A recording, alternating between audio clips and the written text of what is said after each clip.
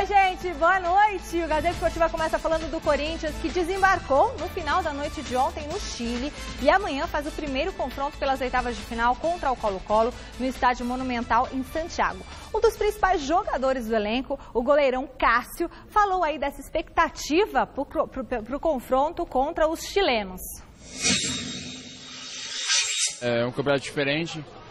São 2 jogos, vale o gol fora de casa, né, nessa competição, então nós temos que tentar fazer gols aqui, não sofrer e buscar o resultado em casa. Lógico que um bom resultado aqui nos dá mais tranquilidade para poder decidir em casa, mas são 2 jogos que tem que ter atenção. Nesse primeiro é muito importante, então acho que nós estamos bem preparados, assim, vemos uma sequência boa, vemos crescendo, vemos evoluindo e temos boas chances de fazer uma grande partida na quarta-feira. Acredito que esses campeonatos de mata-mata, o jogo bonito fica em segundo plano. Acho que o resultado conta mais. Acho que o jogo bonito você consegue trabalhar mais ao longo do tempo. Agora o resultado é importante, você levar um resultado positivo. Acho que a gente tem que sempre almejar vitórias. A piores hipóteses, o empate. É difícil você falar em empates com gol, porque eu não gosto de tomar gol, né? Então, mas eu acho que o empate, a gente vem com o intuito aqui de buscar a vitória, lógico, com todo o respeito. Sabemos que a equipe do Colo-Colo é uma equipe de respeito, uma equipe de tradição, tem jogadores de qualidade, então vamos estudar, mas o intuito é de sair de trabalhar e fazer um jogo bom aqui para sair vitorioso. Cássio, amanhã o Corinthians vai reencontrar velhos conhecidos, né? O Valdívia e o Lucas Barrios, que são os 2 principais jogadores do Colo-Colo. Tipo de cuidado especial com esses jogadores que vocês conhecem muito bem. São jogadores respeitados, onde passaram tiveram um grande respeito. O Valdívia do nosso rival Palmeiras, o Barrios foi campeão pelo Grêmio, então são jogadores que têm sua qualidade, então temos que ter toda a atenção para ser jogadores muito perigosos. Grande noite para você que acompanha o Gazeta Esportiva. Jogo difícil para o Corinthians, especialmente o jogo da ida lá no Chile. Valdívia e Barrios são nomes que o palmeirense conhece muito bem, né, especialmente, embora o Barrios também tenha passado pelo Grêmio com um relativo sucesso, mas o Valdívia foi quem deixou mais saudade, ainda mais nos jogos contra o Corinthians, uma rivalidade muito grande, aquela história do chute no vento, chute no ar, né? E as provocações e tudo mais. A expectativa é de um jogo catimbado, de um jogo disputado. E aí a chance da gente ver também esse Corinthians sob o comando do Osmar Loz na Libertadores da América. O Osmar Loz, embora tenha pouca experiência no time principal, na base de mata-mata ele é um vencedor. Venceu praticamente tudo que disputou. Então tem a chance agora de provar essa força também no comando da equipe profissional do Corinthians. Rafa, boa noite. Boa noite, Celso. Boa noite, Michele. Boa noite você acompanhando o Gazeta Esportiva. Como você bem destacou, é um jogo agora, a partir de agora, a Libertadores ela fica nesse jogo aí de mata-mata, esse confronto de mata-mata. O Corinthians tem a vantagem de decidir em casa e vai para o primeiro jogo no Chile. O Corinthians não faz uma belíssima campanha no Campeonato Brasileiro, vive um processo de transição, saída do Carille, saída de jogadores, chegada de novos atletas e não diferente também está assim o seu adversário, o Colo-Colo. O Colo-Colo no Campeonato Chileno, inclusive, ele tem a mesma diferença que o Corinthians tem para o líder da competição em termos de Campeonato Brasileiro e do Campeonato Regional. São 9 pontos que o Colo-Colo tem para o líder.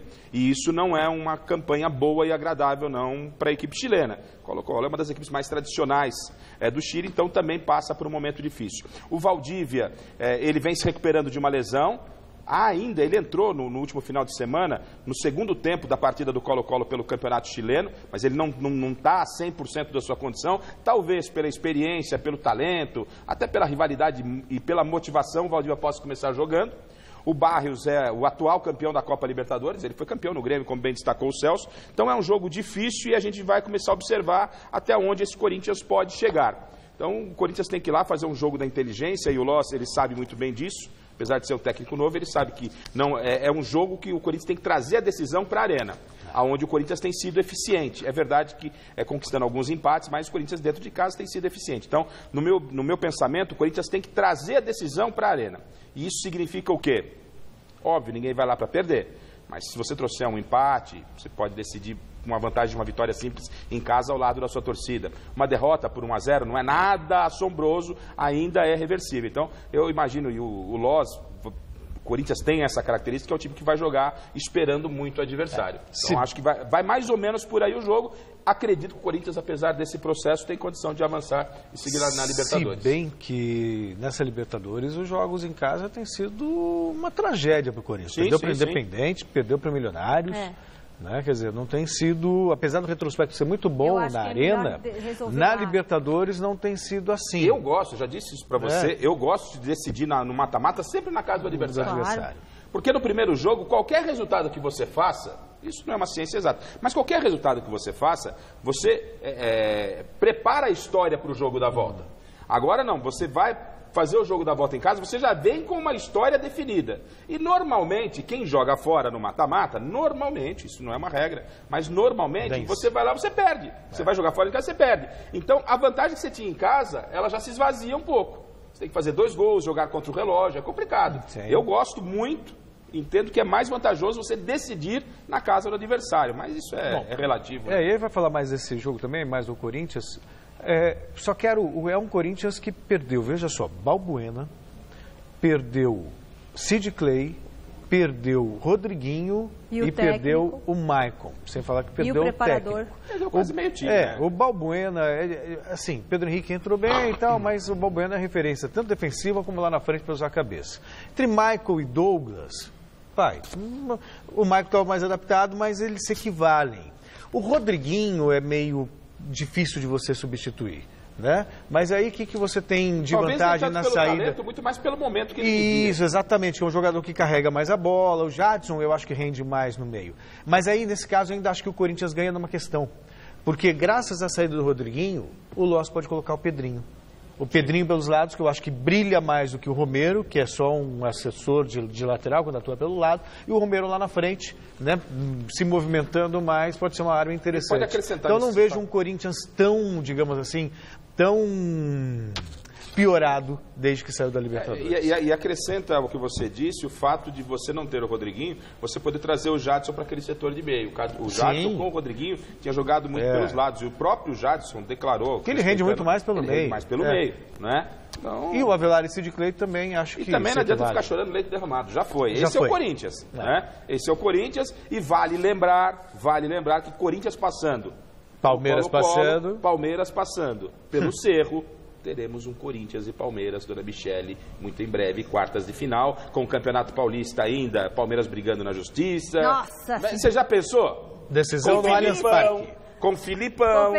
Decisão no Allianz Parque. Decisão no Allianz Parque, enfim. Não vai ter show nesse dia, não. Já vai dando água na boca, né? Já vai dando água na boca. Seria realmente um confronto maravilhoso para o futebol paulista. Água na boca para uns e desespero para outros. Porque corintianos e palmeirenses provavelmente vão estar com o coração a mil. Mas a gente vai ficar feliz da vida com isso. Coisa boa. Eu tenho absoluta certeza que eu não quero enfrentar o outro, a maioria. A gente aproveita... Já que vocês puxaram esse tema, aproveitamos aí os jogos de Corinthians, os jogos de Palmeiras nesse meio de semana, para lançar a enquete de hoje do site gazetesportiva.com, levando em conta que os dois clubes trocaram de técnico recentemente. Quem chega melhor para o início das oitavas de final da Libertadores? É o Corinthians ou é o Palmeiras? Seu voto lá no gazetesportiva.com, resultado no final do programa de hoje. Não é o Corinthians porque teve o período da Copa do Mundo? Eu não tenho a menor dúvida que é o Corinthians, porque o Corinthians volta da Libertadores. Perdeu um jogo para o São Paulo, é verdade, mas vem de vitórias, vem jogando melhor, tem o Romero em grande fase. E o Palmeiras vive essa turbulência da troca de técnico, né? O Fábio Carille saiu porque quis antes da Copa. O Roger Machado foi demitido. Entrou o Filipão agora, que está conhecendo o elenco, montando o time. Nem conhecia alguns jogadores que estão lá. E também não vem de resultados bons. 0-0 com a América, 0-0 com o Bahia. Enfim, me parece o momento do Corinthians é melhor. E aí? Friamente observando os números, o Celso tem razão. Você vai lá, pega os números. Corinthians, número de vitórias nos últimos jogos, não é? Enfim, os pontos somados e tal. Palmeiras aí com troca de técnico mais recente do que o Corinthians. Mas isso sabe o que significa? Nada. Absolutamente nada. Eu só respondi porque tinha uma pergunta. E se eu não respondo, fala que eu estou em cima do muro. Tudo bem. Então, em cima dos números, eu vou ter que acompanhar o Celso. Mas, repito, sabe o que isso significa? Nada. E se tratando de um Corinthians e Palmeiras? Porque vai o Corinthians, vamos imaginar, toma uma sabugada do Colo-Colo, já muda tudo.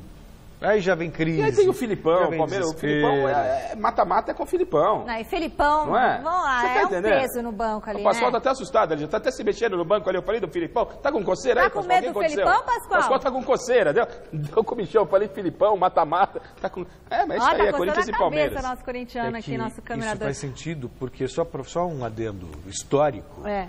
Nas 2 vezes que Corinthians e Palmeiras se enfrentaram pela Libertadores América, uma em 99 e outra em 2000.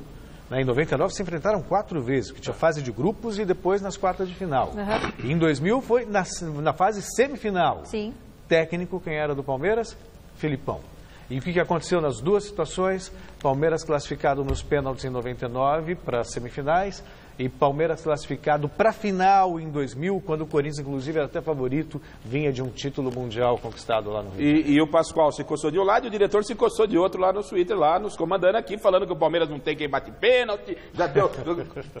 Por gentileza, diretor, vamos tocar o programa. Pascoal, vamos seguir o programa. Olha que clima que deu já Corinthians e Palmeiras aqui. Diretor, vamos embora, Gorfa, vai. Em jogo que completou a 17ª rodada do Brasileirão, o Internacional venceu o Atlético Mineiro em BH e terminou a rodada na 3ª colocação com 32 pontos, 2 atrás do Flamengo e 3 do líder São Paulo. Quem foi ao estádio Independência ver Atlético Mineiro e Inter teve uma noite bem longa. A chuva de granizo paralisou a partida por 9 minutos e quando voltou, um apagão deixou o jogo ainda mais dramático. 13 minutos depois, a bola voltou a rolar e foi o Inter que marcou.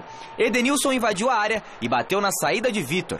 O Galo chegou perto do empate no chute de Luan, que explodiu na trave. Mas a vitória ficou mesmo com o Inter. 1-0. Nós ainda vamos encontrar espinhos pela frente. São 22 rodadas. Nós não chegamos a lugar nenhum ainda. Nós estamos numa posição boa da tabela porque fizemos por merecer. Nós precisamos continuar com essa performance, com essa compra dessa ideia, com essa garra, em todos os sentidos, todos os aspectos, para que a gente continue lá no final e aí, lá no final, a gente vai ver. Por segundos ali, o gol de falta no meio campo que o adversário bate rápido, a gente está sofrendo, isso aí é falta de concentração, de um detalhezinho de competitividade, porque eu acho que a partida, de modo geral, até a parada da luz, a gente fez um bom primeiro tempo, vinha fazendo um ótimo segundo tempo, aí parou a questão da luz, do granizo, a gente deu uma caída no nosso ritmo ali, infelizmente. Aconteceu de tudo nesse jogo, Rafa. Foi um chuva de granizo, jogo extremamente atípico, né? Apagão. Até o gol que o Inter levou foi, o próprio treinador falou, desatenção total numa substituição, sai, não sai, marca, não marca. O Edenilson fez o gol da vitória, o Inter sobe na tabela, dá um ganho para o campeonato, né? Já com o São Paulo na liderança, o Flamengo por ali, o Inter chegando, o Galo deu uma parada. Eu lamento, eu penso, Celso, é uma discussão para um outro momento, mas só um adendo aqui. Eu lamento que o Campeonato Brasileiro venha a ser colocado em segundo plano pelas equipes, por esse calendário que foi feito. Era mais interessante para a nossa cultura, Copa do Brasil e Libertadores, que terminasse no primeiro semestre e a gente focasse numa das competições mais importantes, porque a gente está vendo um campeonato aos poucos se esvaziando e essa é uma tendência, principalmente com muitos dos brasileiros na competição. Mas, enfim, essa é uma questão para uma discussão mais longa, você pode também emitir a sua opinião, claro, sobre isso. Sobre o Internacional, o time vem da segunda divisão, está lá na ponta alta da tabela, tudo é possível acontecer. A história do Guerreiro, para complementar. O Guerreiro ele tem contrato com o Flamengo até a próxima sexta-feira. Ele não jogou no final de semana, né? Comentou-se que ele estaria contundido, há quem diga que ele não quer completar o sétimo que jogo. Ele não quis, e eu acho que é muito natural que tenha acontecido isso. Ninguém confirma do lado do Flamengo nem o Guerreiro que ele não jogou para não completar o sétimo jogo. Mas para a partida de amanhã contra o Grêmio, o Guerreiro tem condição porque indiferentemente ele já jogou pela Copa Libertadores da América. E o Internacional de Porto Alegre não tem financeiramente bala para contratar o Guerreiro. Mas aconteceu hoje uma reunião lá no Sul, com o presidente do Internacional, a diretoria do Internacional, com um parceiro, que já teve aí um grupo que ajudava tal, na tentativa de viabilizar o negócio. Não está descartado, é uma possibilidade e me parece um grande risco você fazer um investimento tão alto no Guerreiro, porque ele ainda tem essa pendência aí do doping, ainda o negócio pode reverter a qualquer momento. Ele tem uma condição legal de jogo agora, mas ninguém garante que ele possa voltar a ser punido. Já pensou se dá 15 milhões aí na mão do Guerreiro, o cara não pode jogar? Pois é, e olha que o Guerreiro... Risco, né? Tem muita especulação, né? Olha só, Internacional, Fala-se que o Palmeiras tem interesse, Corinthians, Santos, né? Quer dizer, então Corinthians acho pouquíssimo. Eu também acho pouco provável. Mas foi ventilado, né? Mas, né, o Andrés ele quer ver o capeta e não quer ver o Guerreiro. Né? Da forma que o Guerreiro saiu. O Corinthians também não tem dinheiro, então tá tudo não tem certo. tu, vai tu mesmo. Onde vocês acham que ele cairia melhor? O Guerreiro precisa jogar um pouquinho de bola, né? Vamos, né? Depois que saiu do Corinthians, acho que, olha, Flamengo foi um guerreirinho, não foi um guerreiro, depois né? Sem jogar o tempão. Então acho que também não tá valendo toda essa bala que tá pensando também, não. Eu não pagaria. Confira agora como ficou a classificação. Olha só, vamos lá. Rodolfo II, São Paulo é líder com 35 pontos. Flamengo em segundo, 34, seguido pelo Internacional, 32. Grêmio, 30. Atlético Mineiro e Palmeiras, 27. Corinthians, sétimo com 26. Cruzeiro, 25. Fluminense, 22. América Mineiro e Botafogo conquistaram 21 pontos. O Sport está na 12ª posição com 20. Vasco e Vitória, 19. Bahia e Chape, 18. Zona de rebaixamento, hein, agora. Santos com 17. Atlético Paranaense e Ceará, 14. E o Paraná é o lanterna com 13 pontos. Olha só que campeonato. Esse campeonato é um campeonato normal, diferentemente do ano passado. A diferença que o Corinthians tem hoje para o São Paulo, né, o Corinthians está em oitavo, é isso, né? O oitavo para o primeiro é de 9 pontos. No ano passado, essa diferença era do segundo para o primeiro, de 9 pontos. Quer dizer, então, era muita coisa. Agora está tudo aberto, qualquer um pode chegar. E a 17ª rodada fez mais uma vítima aí entre os técnicos da Série A. Gilson Kleina não resistiu à sequência de 7 jogos sem vencer e foi demitido da Chapecoense. Após a decisão, o clube catarinense agiu rápido para contratar um substituto e o comandante agora será um velho conhecido, Guto Ferreira, que chega para a segunda era dele na Chape. O treinador de 52 anos teve uma passagem vitoriosa pelo clube entre setembro de 2015 e junho de 2016. Comandando o time na conquista do título catarinense de 2016. A principal missão de Guto será impedir a queda da Chape para a segunda divisão. Em 17 rodadas, o clube somou apenas 18 pontos, marca que deixou a equipe na 16ª posição, colada no Z4. Outro dado interessante, com a demissão do Kleina, apenas 3 treinadores aí da Série A continuam no mesmo clube desde o início da temporada. São eles, o Mano Menezes, no Cruzeiro, Odair Hellmann, no Internacional, e Renato Gaúcho, no Grêmio. É o futebol brasileiro, isso é uma palhaçada. 3 clubes. 3? 3 apenas. Com o mesmo técnico desde o início da temporada. Gente, não tem trabalho que sobressaia assim. Não tem como, é impossível. É impossível. E entra ano, sai ano e eles não aprendem, continuam a fazer as mesmas bobagens. A longevidade é que garante sucesso, inclusive para times menores. Você está aqui, quer ver, olha, 4 times que conseguiram sucesso e até títulos de expressão com trabalho de longo prazo. Lembra de São Caetano, Jair Pisserni? Paulista de Jundiaí com Wagner Mancini, foram 3 anos de trabalho. O próprio 15 de novembro de Campo Bom, que tinha o Mano Menezes, também um trabalho de longo prazo, também chegou a semifinal de Copa do Brasil. São 3 clubes que você citou onde não existe a pressão. Pois é. Mas o que mostra o resultado. Exercício em cima dos caras. E aí isso reflete muito nos dirigentes que nós temos hoje, né? Os caras se escondem atrás. Não, tá feio o negócio, vou trocar você. Né? Os caras não entregam o boné junto. Falam, ó, eu fiz um trabalho ruim, meu planejamento foi 0, minha gestão foi 0 e estou vazando. Não. Troca lá, como pareceu o Gagliotti. O Gagliotti ficou bonito, guarda-chuva verde, branco, lá do lado do Filipão. Você ficou impressionado com isso aí. Sabe? Porra, qual é a sua culpa no processo? Por que você mandou o Roger embora? Tem que dar cara para bater, os caras não dão. De 20 times ficaram 3 e o problema nisso tudo é que vai mudando a ideia. Não segue aquele... Por exemplo, o Corinthians vem seguindo um estilo de jogo há alguns anos. Agora não, aí depois muda o técnico nesses outros times e vai mudando tudo também, né? Bom, toda terça-feira, você sabe, é dia de mesa quadrada aqui no Gazeta Esportiva e agora não é diferente. Pode rodar.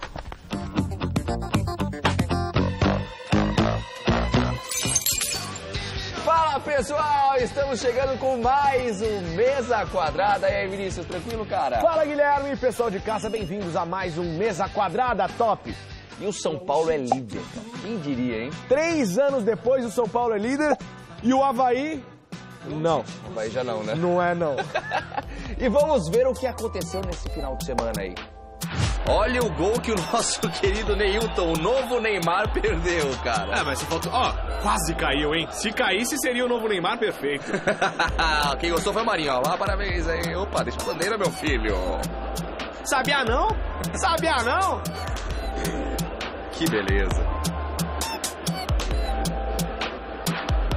E o Wellington Paulista, fazendo o gol que Pelé não fez? Quase. Faltou só 1 quilômetro. Fala aí, Wellington, para, mano. Se o Pelé não fez, você ia fazer? Beleza. Pertinho.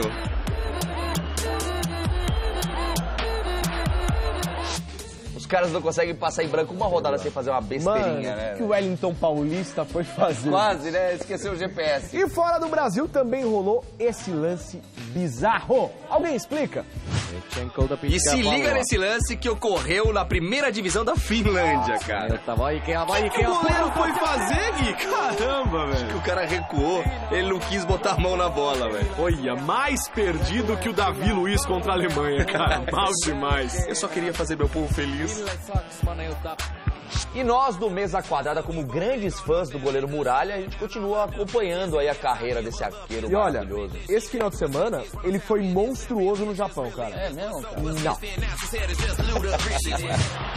Alex Muralha, mais uma vez, ganhou o jogo pro time adversário. Pra variar um pouquinho. Ô, Muralha, você não ajuda nós, cara. 2022 é o goleiro da Copa, o Tite não tem como chamar outro cara. Alex Muralha. Titular, hein? Titular.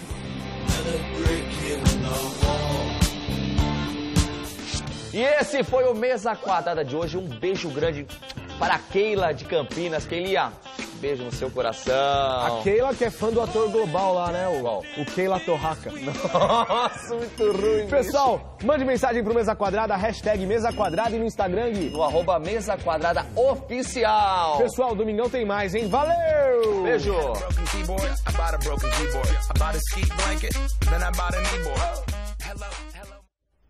Isso aí, meninos. E daqui a pouquinho tem Grêmio na Libertadores. O Tricolor Gaúcho faz o primeiro confronto das oitavas de final, 9h45, contra o Estudiantes no estádio Ciudad de La Plata, na Argentina. O zagueiro Pedro Jeromel falou das dificuldades que a equipe deve encontrar contra os argentinos. A gente sabe que o Estudiantes é um time de muita tradição e um time muito bom, muito qualificado. A gente sabe das dificuldades de jogar aqui na Libertadores, jogar na Argentina, jogando Libertadores é sempre jogo difícil e a gente está preparado para todas as situações. Esse jogo contra o Estudiantes, qual é a importância que vocês dão para ele num mês que é recheado de decisões? Esse jogo é mais um deles, né? Eu acho que esse Libertadores, a Copa do Brasil, ou você ganha ou você vai para casa. E a gente vai fazer de tudo para continuar no campeonato. Dá para sonhar com um segundo título seguido, Jeromel? É muito difícil em Libertadores acontecer isso, mas dá para o torcedor, e vocês também têm, obviamente, esse objetivo, dá para vislumbrar isso aí lá na frente? Não, acho que esse daí não tem que ser o nosso objetivo, nem o nosso pensamento agora no momento. Tem que ser tudo no seu tempo. Foi assim que a gente conseguiu ser campeão ano passado, porque se a gente pode não fazer um grande jogo e sair daqui praticamente desclassificado. Então a gente vai fazer de tudo para buscar um bom resultado para levar a decisão para Porto Alegre. Aí o Grêmio Garrafa, para mim, é favorito contra o Estudiantes. Acho que dos times argentinos que estão na Libertadores, o Estudiantes não é das maiores forças.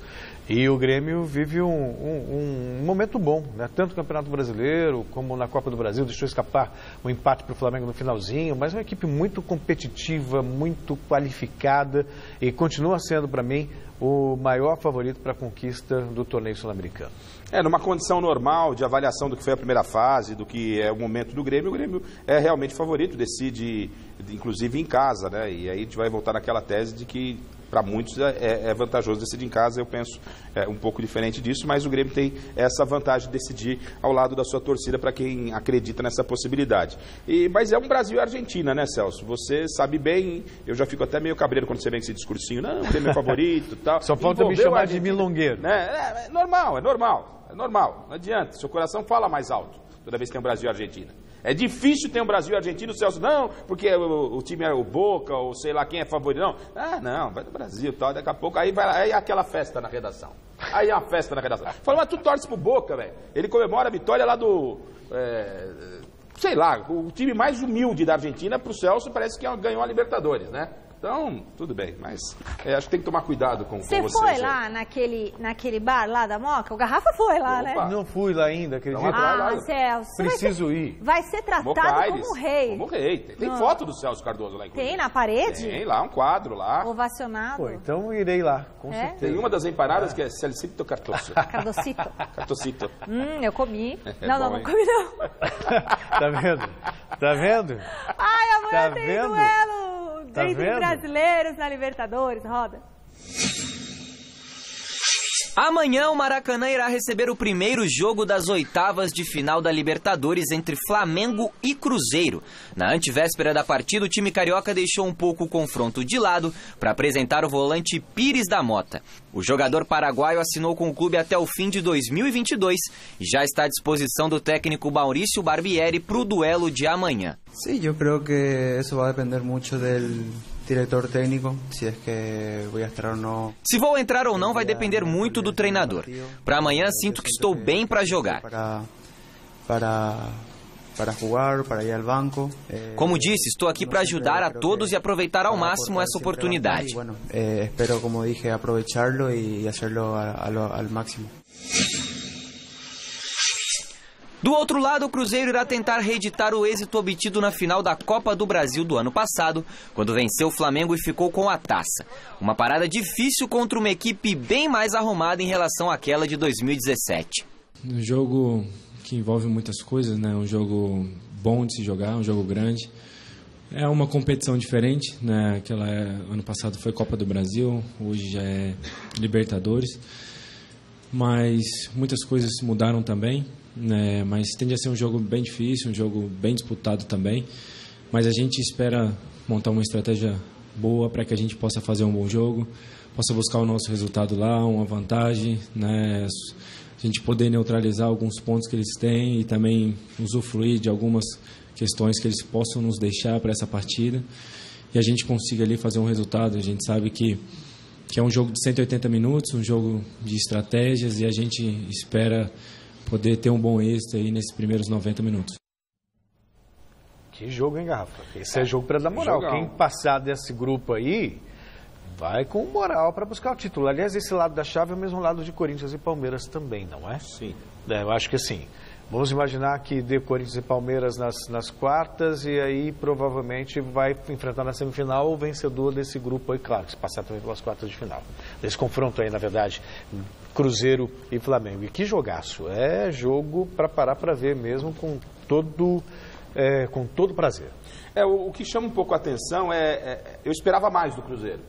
Né? Esperava mais. O Cruzeiro tem oscilado. Eu gosto desse time do Cruzeiro. O Cruzeiro teve resultados aí... Joga bem. Né? Mas perdeu para o Corinthians aqui quando amassou o Corinthians. Essa foi a verdade. O Cássio foi o melhor homem em campo. Aí em Belo Horizonte vai lá e perde para o São Paulo.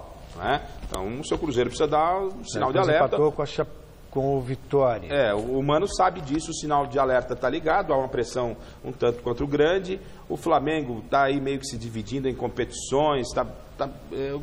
Eu repito, eu lamento essa história de Copa do Brasil e Copa Libertadores ao lado do Campeonato Brasileiro. Mas não é nem só isso, é que são 9 jogos em 30 dias. Mas o que ferra tudo são esses campeonatos regionais, que não leva a lugar nenhum. Porque são 20 jogos modorrentos e vai até maio. Tipo assim, faz o campeonato regional de tipo 2 meses. Qual é a grande emoção do campeonato? Quando chega na final ou numa semifinal que você tem um Corinthians e Palmeiras, um Corinthians e São Paulo. Mas há 2 anos nós estávamos disputando a Copa Libertadores e a Copa do Brasil, terminando mesmo com os regionais.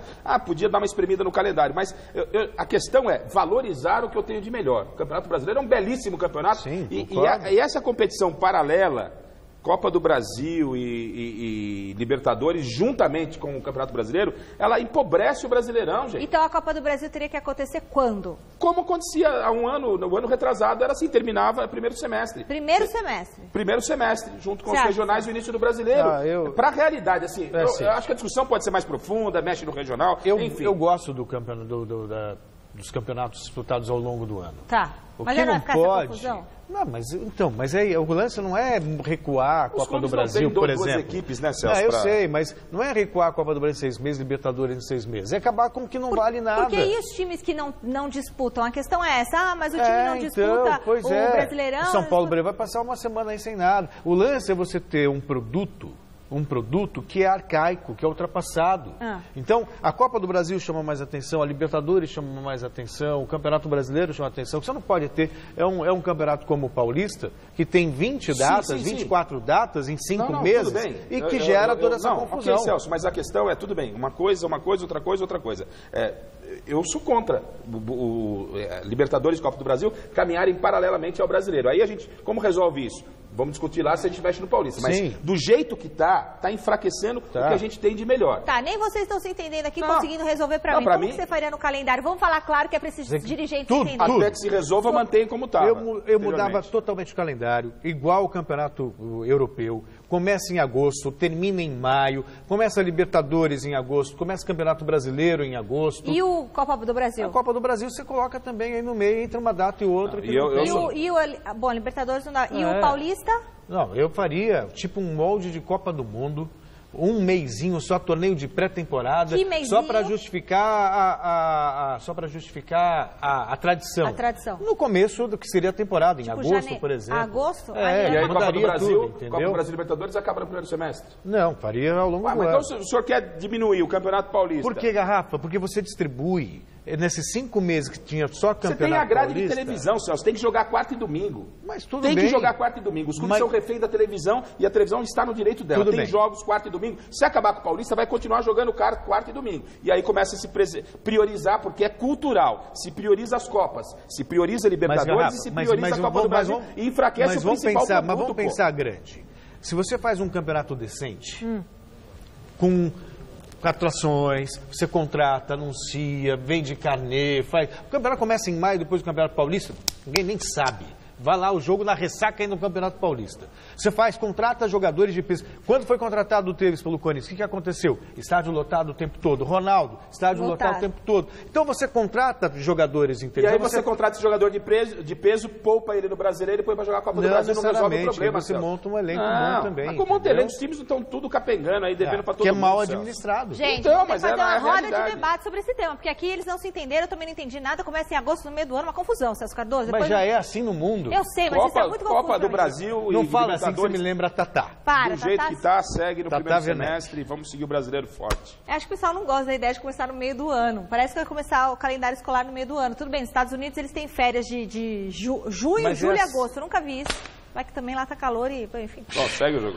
O assunto agora são os Jogos Olímpicos de Tóquio, marcados para acontecer daqui 2 anos no Japão. Parece que é muito, mas já tá chegando, né? Mesmo com bastante tempo, bastante não, né? Com um tempo razoável aí para se preparar para o evento, os japoneses já estão apostando em quê?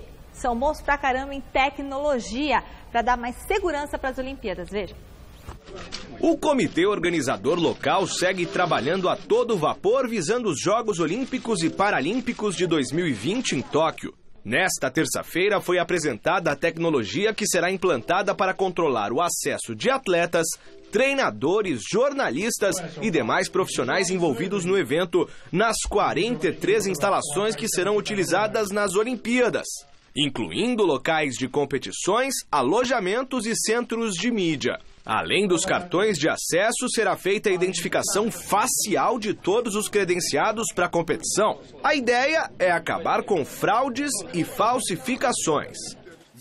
Terminais de reconhecimento facial serão implantados na entrada dos equipamentos olímpicos para regular o fluxo de cerca de 300 mil pessoas credenciadas. É a primeira vez na história dos Jogos Olímpicos e Paralímpicos que essa tecnologia será implantada. A introdução de terminais de reconhecimento facial permitirá verificar as identidades de maneira precisa e eficiente. O Gazeta Esportiva volta falando do São Paulo, que tem a semana inteirinha livre aí para treinar, para se preparar, para enfrentar o Sport domingo no Recife. A diretoria tricolor confirmou nesta terça a contratação do meio-atacante da equipe pernambucana, Everton Felipe. O jogador chega por empréstimo até o final de 2019 e o tricolor deverá exercer a compra durante esse período. Ele tem 21 anos, revelado nas categorias de base do Sport, teve passagens pelo Internacional de Porto Alegre e também pela Seleção Brasileira Sub-20. Na negociação, o atacante Morato foi cedido ao clube pernambucano. Vocês gostaram do mais novo reforço tricolor? Vocês conhecem esse rapaz? É uma promessa, né? Vamos ver como é que se comporta num clube com a grandeza do São Paulo, com todo o respeito que merece o esporte. E o São Paulo devagarzinho, Celso, vai se ajeitando vai trazendo aqui e vai aproveitando essa ganância dos outros de Copa do Brasil e Copa Libertadores. São Paulo tá lá na Sul-Americana, já tomou um pau no primeiro jogo aí semana passada, de repente fica só no Campeonato Brasileiro e aí faz como o Corinthians. Tá me lembrando muito do Corinthians do ano passado. Né? Tem que se aproveitar porque os outros vão começar a se perder por aí. Porque estão achando que Flamengo vai ganhar tudo, o Grêmio vai ganhar todas as Copas. Não é assim. Não é assim, os caras vão se enrolar aí no meio do caminho e se enrolar no Campeonato Brasileiro. Se eu sou São Paulo, já que eu faço o processo inverso, eu priorizo o Brasileirão e... Mas aliás, eu não me entra na cabeça não priorizar o Brasileirão, né? O principal torneio. Mas é assim, essa é a realidade. E o São Paulo só não prioriza porque a Sul-Americana é o primo pobre da Conmebol. Né? Porque a Coqueluche é a Libertadores. A torcida tem uma paixão, dá a vaga no Mundial e tal. A Sul-Americana... É o único jeito da gente conseguir jogar com os timões, né, do mundo. Segue o jogo aí. Bom, ídolo do Santos na década de 80, Rodolfo Rodrigues esteve em uma embaixada do clube na capital paulista e fez a alegria dos torcedores. O ex-jogador falou sobre o atual momento do Peixe e também sobre a amizade com Diego Aguirre, técnico do São Paulo. Acompanhe com Fernando Gavino. 34 anos depois do histórico título de campeão paulista, Rodolfo Rodrigues reencontra o torcedor do Santos. Eu acho que hoje estou eu aqui, mas principalmente não sou eu, Rodolfo Rodrigues. Estou em representação de minha geração, de meus colegas, do Serginho, do Dema, de Márcio, Toninho Carlos, Paulo Robson, Paulito, do pessoal todo. Não? Atualmente, Rodolfo Rodrigues é fazendeiro no Uruguai, mas nunca deixou de ter o Santos no coração. Para o torcedor, a alegria de reencontrar um ídolo que marcou época nos anos 80. Entre os assuntos preferidos pela galera está o título do Paulista de 84, mas também a maravilhosa sequência de defesas feita por Rodolfo Rodrigues numa partida contra o América de São José do Rio Preto. A defesa, logicamente, foi uma coisa bem diferente, foi espetacular até o dia de hoje, mas acho que foi parte de uma época, entendeu? Que, graças a Deus, com esse, digamos, carimbo ficou, entendeu? Esse cartão de apresentação ficou. Mas o importante foi tudo, o trabalho feito, o título conquistado, o grupo formado, entendeu? O futebol deixou de fazer parte da vida de Rodolfo Rodrigues há 22 anos, mas os amigos ele preservou. Entre eles, o atual técnico do São Paulo, Diego Aguirre.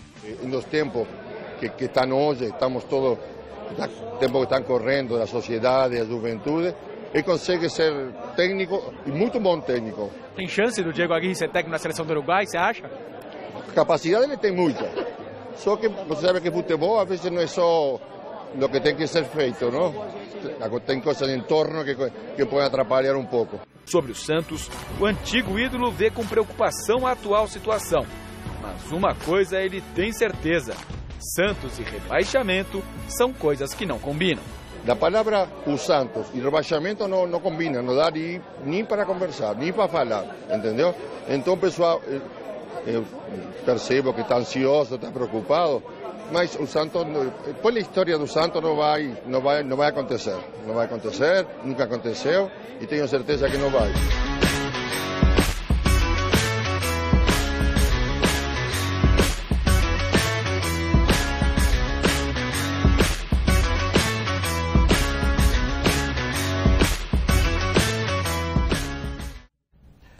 Quem não viu, Celso, quem não viu, que procure se informar quem foi Rodolfo Rodrigues. Nossa. Né? espetacular goleiro, né? Uma personalidade debaixo dos 3 paus, saída na bola, líder por absoluta presença dentro da área, comandante da equipe. Olha, um goleiraço que fez história no Santos. Fico feliz de poder saber que o Rodolfo ainda preserva essas raízes com o Santos, não poderia ser de outra forma. É um goleiro que está na história do Santos, o Santos que tem história demais, se tem um clube que tem história, é o Santos. Por lá passaram grandes jogadores, inclua nesse seleto número de grandes jogadores, Rodolfo Rodrigues.